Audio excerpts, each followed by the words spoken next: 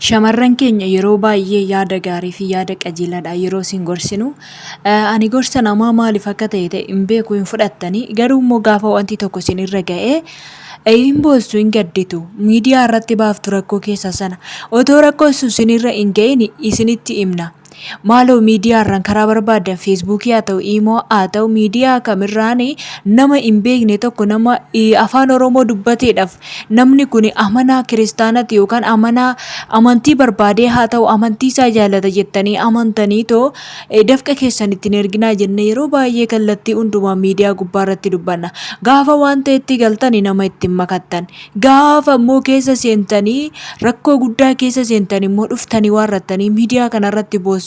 Akkasan ta'e akkanan ta'e abaloo akkasna godhe jettu baay'ee waan nama gaddisiisu dhugaa rabbii dubbachuudhaaf nageenyi koo kan jaalalaa kan kabajaa hunduma keessaniif haa ta'u nagaa koo isin gaafachuun irraanfanne hordoftoota chaanaalii alamtuuf nagaa keessanii baay'ee nagaa guutuun qabaa baga nagaa qabaattanii eegamtanii yeroo kana geessanii namoonni aaraa mana koo irra dhuftan laayik sheer godhaa isiniin jedha warri maamila hin taane maamila ta'uu hin dagatinaa'e mee dhaloonni irraa baratanii hin jiru jedhee yaada nama hunda miti yeroo tokko waan barumsa qabu yeroo fidee viidiyoo jedhu kan kijibdu maalishee jetta isinirra hin gaa beekamaa wanta akkanaa kun isinirra hin gaa warra akkas jettan kun jechaadha.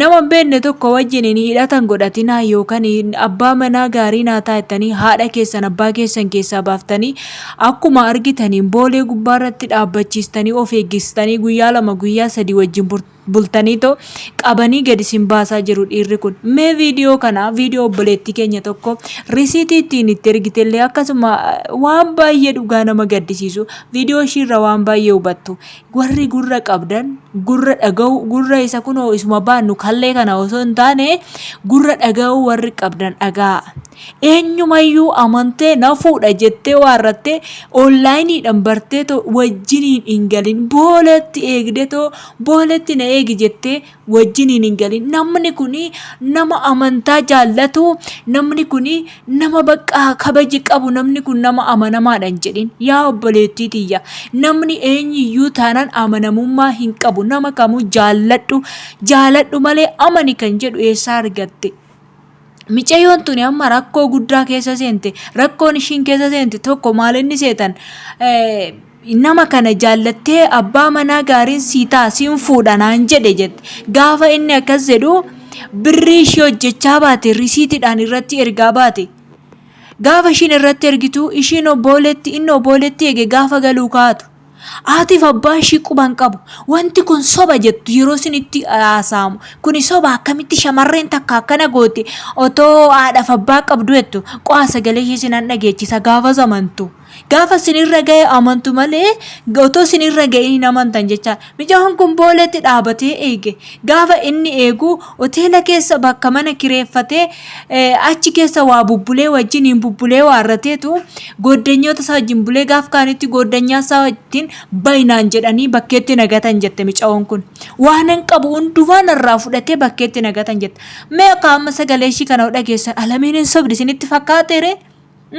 ani sobeeto waa'ee keessan hin dubbadhu ana maaltu nagashe dhugaa dubbachuudhaaf maaltu nagashe garuu immoo hin nyaataminaadha yeroo baay'ee hin soba hin jedhinaa waan dhugaa ta'e bar waan sinirra ga'e waan dhaloota baay'ee irra ga'aa jiru borullee sirrallee hin gaa nama gaafa amantee jechaadha micoo kana akkasitti baasee nagate jette baasee deeman sin barbaadu naan jedhette irraa guurratee birriichi sin barbaadodhee bakkeetti nagateetti harma kinoo keessi isaarra jiru eessatti arga ture bakkeetti nagate isaan booda haadhaaf abbaa koo birattan deebi'e haadhaaf abbaa koo gargaaran ture jette mee sagalee ishii dhaggeeffadhaa sagalee ishii tasin dabarsa dhugaa dubbachuudhaaf. Raajii Amaanu'eel kan jedhamu waldaa nagaa Kiristoos irraa kan tajaajilu onlaayinii irraa jechuudha.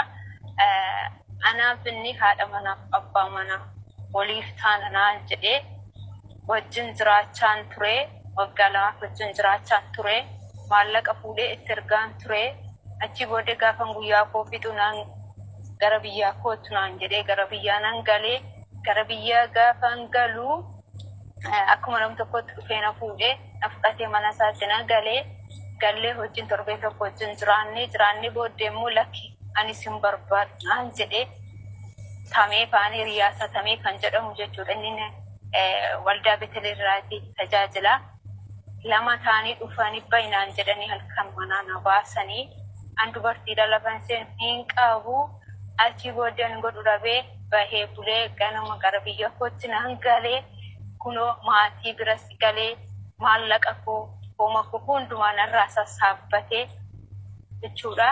Raajii Amaanu'eel kan jedhamu jechuudha. Achi booddee lama taanii jechuudha. Biyyoota lamaanidha. Ani dubartiidha uma tokko hin beeku, biyya hin beeku, iddoo naqu hin qabu.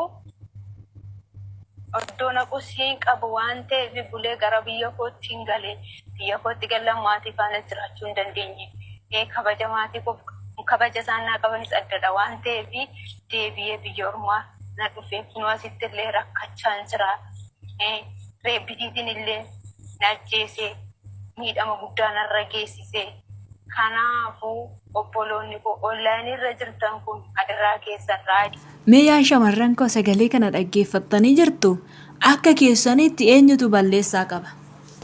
Ani waan na dhiibee keessaa tokko maanni seetan? Waggaa lama wajjin jiraadhee si fuudha naan jedhee abbaa manaa kootii waggaa lama wajjin jiraadhee Aatiif abbaan keessi beekan eessatti wajjin jiraatte? Onlaayinii dhakaa onlaayinii immoo kun ijoollee baay'ee wajjiniin duwal dubbisaa oolla bar hundumaa abbaa manaa keenyaare. Aatiif abbaan keen beekani wajjin jiraadhe jetti bar eessatti wajjin jiraatte? Amma mucaan kun dafqa ishii maaliin akka argattu dafqa ishee jecha. Garuu immoo waan gootu dhabdee amma gara Dubaayitti deebitee Dubaayii hojjetachaa jirte jecha. Mee dhaloonni walirraa baradhaa. Yaa shamarran keenya walirraa baradhaa walirraa dhaga'aa. Maa gorsa walii tuffannaa maa isa tokkorra kan tokkorra ga'e maafi tokkorra maaliif hin ga'a? Keessattuu ijoolleen keenya akka barbaade waan barbaade haa ta'u amantii da'oo godhatanii waarrattanii ittiin nyaattan gar kamiinuu haa ta'u gara himorraa waan siin godhaa jirtan amantii da'oo godhatanii jechaadha. Innaa waan akkanaarraa of eeggadhaa. Amantii kam keessa jiraadha? Yaa shamarran keenya of eeggadha. Quraana sin barsiisa jedhee akkasuma wangeela sin barsiisa jedhee isinitti siqee birrii jaalala fakkeessee waarrattee isinitti siqee waarrattee haadha manaa abbaa manaa walii taana jedhanii yeroo isinitti haasa'ani waan akkanaa kun sobaa irraa of eeggadha. Dhirsa gaarii abbaa manaa gaarii isiniif hin ta'u. Isin sobu. Maali amma yoomitti sobamtu isin? Amma yoomitti dhugaa shamarran keenya? Amma yoomitti nyaatamtu? Walirraan barattanii ana waan na dhibee barkanaa bee ammaatiin keessa hin beekne maatii kee biraa deemte gaafa dura yeroo dhuma gara biyya Arabaa kana dhufne maaltu sammuu keenya tush godhaan woo isaa maaf hubannaa dhabna maaf ogummaa dhabna lafa kaleessa baanisan lafa aatiif abbaan keenya nu baasisan maaf irraanfannaa? Aatiif abbaan keessan har'a waan uffatan waan nyaatan hin qabani bar mana akkamii keessa jiru aatiif abbaan kee ana tasitti dargaggeessa quufaa kana inni niiti qababe quufaa kana naa qallabdu yaa giiftii kiyya. Boru maal facaafattee maal haammattaa rabbi biraa maal argattaa? Haadhaaf abbaa kee haadha kee ji'a sagal garaatti si baatte abbaa kee dheebotee beela'ee si nyaachise maaliif dagattee? Dargaggeessa biyyaa birriidha si fuudha situ fuudhe bar situ fuudhe bee ginoo akkana ka waan ofii dhaqxeefuu sigatee baaseetoo sigate baga sigate kanuma hojiin kee warri immoo maa jettaa obboleettiitii yaatti dubara naan jetta yoo jiraattan yeroo baay'ee nan laala ugaa waan akkanaa hojjedhu ati shamarranidha laa shamarranidha waa sirra ga'u hin beektu warri jettan maaltu narra ga'a ofina dabadhu adabbii ofitti ogoota maaltu sirra ga'a dhugaa rabbiiti.